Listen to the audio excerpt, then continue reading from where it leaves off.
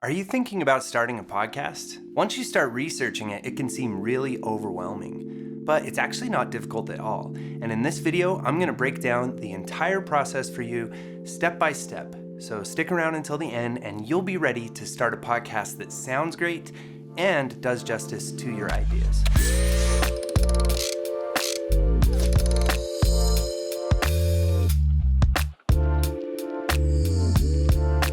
Welcome to the Pod Sound School.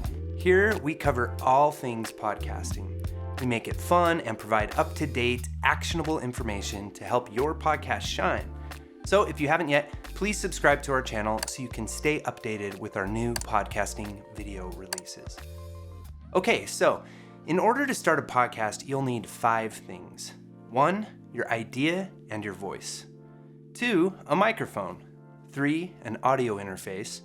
4, recording and editing software, and 5, a podcast host. The quality of each of these elements will determine the quality of your podcast. Now, you might be thinking, what about using my smartphone? Would I still need all those other things? Actually, your smartphone contains all those things. It has a microphone, an audio interface, and recording and editing apps. You might also be thinking, what about USB microphones? Well, USB microphones are both a microphone and an audio interface combined into one thing. However, to get the highest sound quality for your podcast, it's best to separate these elements, to purchase a microphone, an audio interface, and to use a DAW or audio editing app on a computer to record your podcast.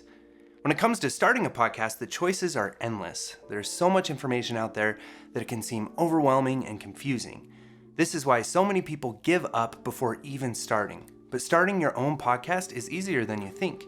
By the end of this video, you will have a roadmap and the confidence to start podcasting. This quick video will save you from many hours researching the web, and the best part, it'll keep you from making rookie mistakes. A lot goes into starting, creating, editing, and finally publishing and sharing your podcast with the many different podcast players. The easiest way to understand the whole process of podcasting is to simply break down each of the 5 elements I mentioned earlier. So, number 1, your idea and your voice. This is a big one. The first thing you need is an idea. You don't have to have the idea all figured out. It can just be a feeling or a conversation that you'd like to have, a story that you want to share, or a subject that you want to learn more about. Often, our podcast ideas come from our greatest passions or because we feel a calling to spread a message. Whatever your idea is, there is a reason that you have it. There's a reason that you're watching this video. There's an empty space in the world of podcasting that is waiting to be filled by your voice and your ideas. The best way to really uncover and refine your ideas so that it can really shine is by planning and developing and researching the idea. This can take some time and effort, but the work you put into developing your idea will help ensure that your idea will reach listeners. Here are some quick tips for developing your idea into a strong podcast topic and theme. Conduct keyword research. There are some great tools for this. Answer the Public, Keyword Surfer, and Google Trends. These tools will help you see what people are searching for. They'll give you insight into how your ideas can be most helpful to your future audience. And to finish off this element, let's talk about your voice. This refers to your performance, your tone, and your confidence. Confidence comes with practice, and for some of us it comes easier than others. The best place to start is by plugging in that microphone or opening an app on your phone and start practicing. One technique I like to use with my clients is to role play, to read your podcast script or talk about your podcast topic with a character. The more outrageous, the better. The thing to remember here is that you are a badass. There is no one in the world exactly like you. Try not to compare yourself too much to others. The other important aspect of your voice is the microphone technique. This is how you speak into the microphone. I've decided to include some simple and effective mic techniques at the end of this video, so stick around for those. You won't want to miss them. Okay, let's move on to number 2. A microphone. This is the real tool of the trade. As I mentioned above, smartphones have built-in microphones, and these microphones will actually achieve pretty good recordings. More and more people are getting into podcasting using their phones. We actually did a fun video all about podcasting entirely from your phone that you can find by clicking the info icon. But as I also mentioned, when we start separating all the elements of audio production, we start achieving higher quality recordings. And here at the Pod Sound School, we believe that your ideas deserve the best audio. And luckily, getting pro sounds for your podcast isn't very difficult and really not that expensive. So the next step up from a microphone on a smartphone is a USB microphone. There are many popular USB microphones on the market, and there are many podcasters, both independent and professional, that only use a USB microphone and get great results. Some of the most popular USB microphones for podcasting are the Samson Q2U, the ATR 2100X, the Blue Yeti, and the Rode Podcaster. We did a really fun video where we compare and contrast some USB microphones and make recordings through each one to help you find the perfect fit. You can also find that video right here. And finally, the next step up from a USB microphone is an XLR microphone. Now, there are two different types of microphones. There are dynamic and condenser. Dynamic mics are more durable and the most common choice for indie podcasters. They get better results when you're recording in a room that isn't sound treated. The other type is a condenser. Condenser microphones are more sensitive, they get a truer to life sound, but they are the best choice if you are in a nice quiet room with sound treatment on the walls like foam panels or curtains. This is why you'll always see condenser microphones used in recording studios. There are countless choices of microphones on the market, but here are my top picks for podcasters. The Shure SM58, this is a great all-around vocal microphone. The MXL BCD1, the Rode Pod mic, the Shure SM7B, this is arguably the most popular podcasting microphone. Okay, let's move on to number 3, the audio interface. This element is very important because it does so many things. First, it gives power and flavor to our microphone. Second, it captures the sound going into the microphone and transforms it into a digital signal that can be recorded by our computer or an app on our phone. This is why you will notice a huge quality improvement from phone recordings and even USB microphones when you use a dedicated audio interface separate from a microphone. The other big thing that audio interfaces allow for is to record more than one microphone at a time. They also will have outputs for headphones and for speakers. There are also countless audio interfaces on the market, and you'll want to choose one with the right number of inputs. Inputs are what you will plug your microphone into, so if you plan on recording 3 or 4 people at the same time, you'll want an interface with 4 inputs. But if you know that it's just going to be you, then an audio interface with 1 or 2 inputs is perfect. Here are my top picks for audio interfaces. Focusrite Scarlett. These come in many input variations. Steinberg UR-RT2. This bad boy gets really great sound. The Apogee Element 24. Apogee is a pro company with trusted audio interfaces used by industry pros. And the Universal Audio Apollo. Universal Audio is also a top company for audio interfaces. Okay, now let's move on to number 4. Recording and editing software, or apps. So, like we've discussed already, there are apps you can use on your phone to record and edit your podcasts. A very popular one is Anchor FM, and Spreaker Studio is a close second. These apps are great for starting out, and they're free. There are many limitations to these apps, but there are also some really cool features. The main reason you will eventually graduate to using a computer has a lot to do with the size of the phone.